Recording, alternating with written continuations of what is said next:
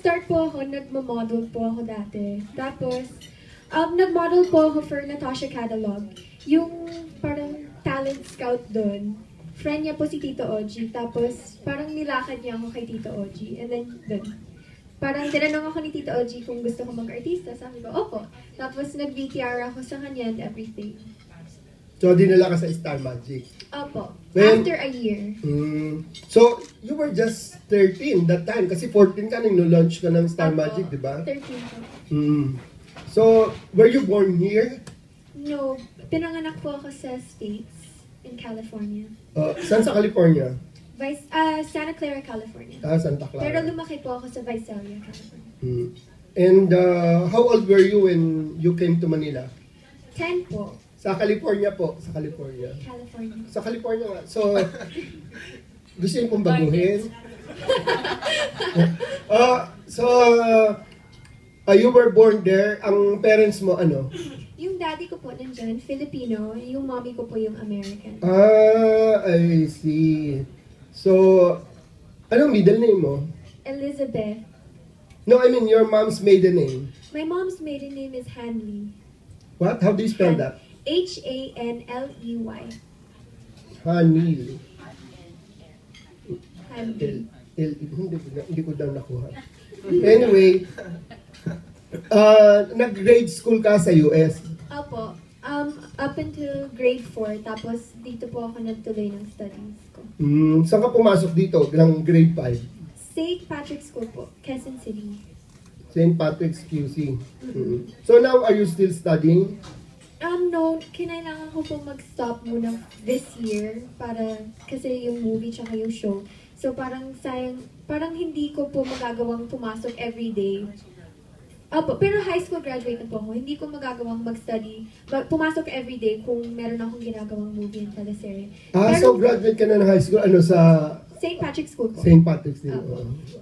So, do you intend to go to college later? Yes, hopefully next year. Yeah. So ano na experience mo working with Direk Cathy and Direk Ted so far? With Direk Cathy, sa Got to Believe po. Magaling po talaga siya. Siya ang first director mo sa Got to Believe? Opo, siya po talaga yung first director ko sa Got to Believe.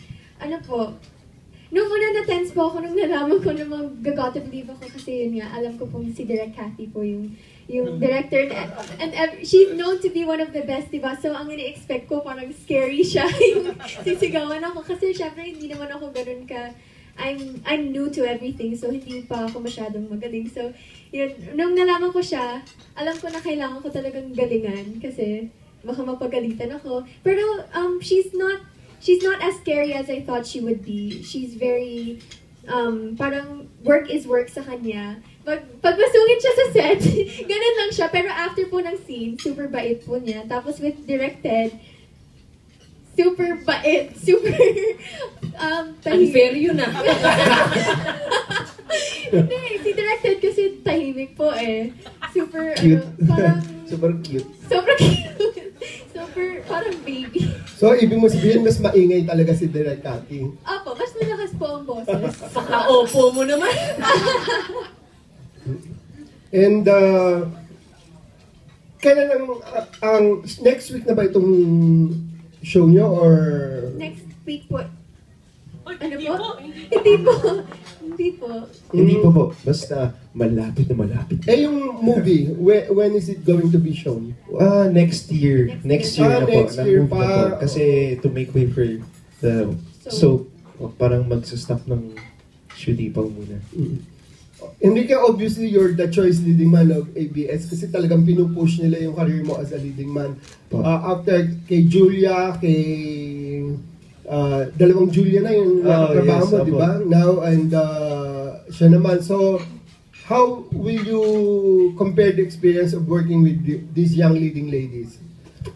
Compare, hindi ko po sila, I can't compare. Iba-iba kasi sila eh.